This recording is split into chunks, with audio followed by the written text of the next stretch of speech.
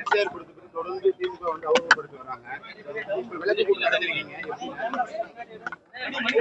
SIR பொதுவா நான் ஏற்கனவே பல நேரங்களில் சொல்லியிருக்கேன்.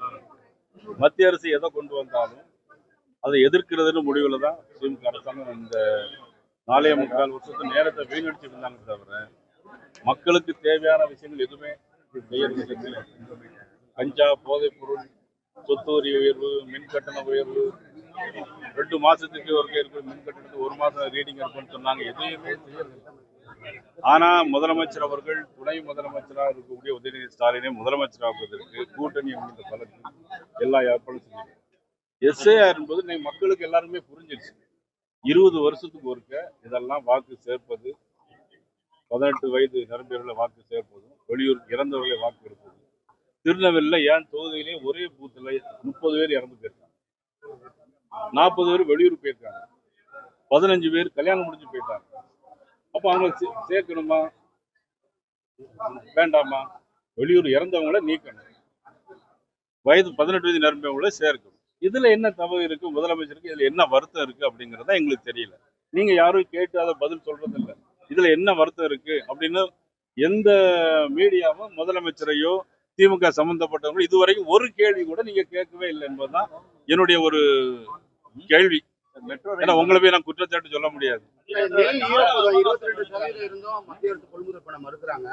விவசாயிக்கு வந்து எந்த செயல்படுதுன்னு சொல்லி திமுக ஆர்ப்பாட்டம். அது யார் காரணம்? அந்த ஈரப்பதம் வருவதற்கு யார் காரணம்? நீங்க யார் காரணம் சொல்லுங்க. இயற்கையா வர ஒண்ணு யாருங்க?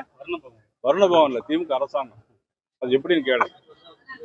நீங்க வந்து ஜூன் மாசம் 1ஆம் தேதி நடுவு ஆரம்பிச்சு. நீங்க தஞ்சாவூர் கருப்பூர் நடந்த இருக்காரு, அவர்கிட்ட கேட்ட தெரியும். ஜூன் மாதம் 1ஆம் தேதி நடுவு ஆரம்பிச்சிருச்சு.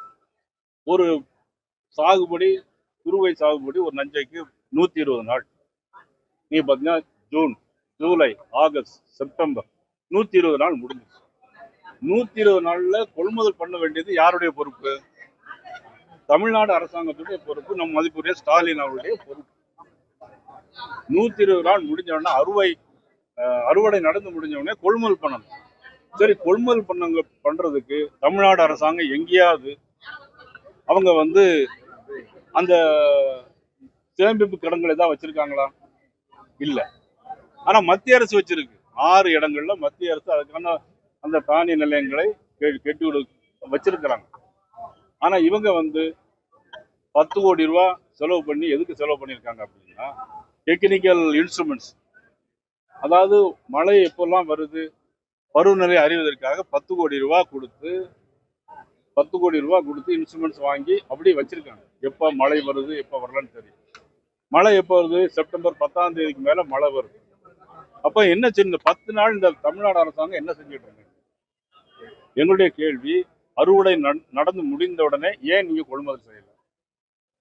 ஆக மழையில நனைய விட்டு, பயிரெல்லாம் முளைக்க விட்டு, அது பிறகு ஈரப்பதத்துக்கு ரூபா தாங்கன்னு கேட்கறதுல என்ன நியாயம் இருக்குது? முழுக்க முழுக்க தமிழ்நாடு அரசாங்கத்துடைய பொறுப்பு, மதிப்புக்குரிய ஸ்டாலின் முதலமைச்சர் அவருடைய பொறுப்பு. அத்தனையும் பொறுப்பேற்க வேண்டியது தமிழ்நாடு முதலமைச்சரை தவிர மத்திய அரசு இல்லை.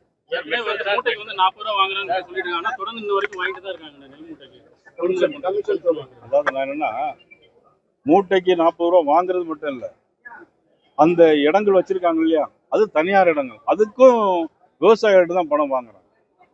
இன்னைக்கு பிரைம் மினிஸ்டர் வந்தாங்க, 18,000 கோடி ரூபாய்க்கு வருஷத்துக்கு 6,000 ரூபாய் விவசாயிகள் கொடுக்காங்க. அப்ப உண்மையிலேயே விவசாயிகளுக்கு வருஷம் பணம் கொடுக்கறது யாரு? மத்திய அரசு, பாரத நரேந்திர மோடி. நீங்க ஏதாவது மானியம் கொடுக்குறீங்களா? தமிழ்நாடு அரசாங்கம் விவசாயிகளுக்கு மானியம் கொடுக்கறது இல்ல. தமிழ்நாடு அரசாங்கம், முதலமைச்சர் அவர்கள் விவசாயிகளை வஞ்சிக்கிறார்கள். குறிப்பா காவிரி டெல்டா பகுதி விவசாயிகளை வஞ்சிக்கிறார்கள். காவிரி டெல்டாக்காரன் என்று சொல்லிக் கொண்டிருக்கிறார்கள். முழு பொறுப்பும் தமிழ்நாடு அரசாங்கம், மதிப்புக்குரிய முதலமைச்சர் அவர்கள்.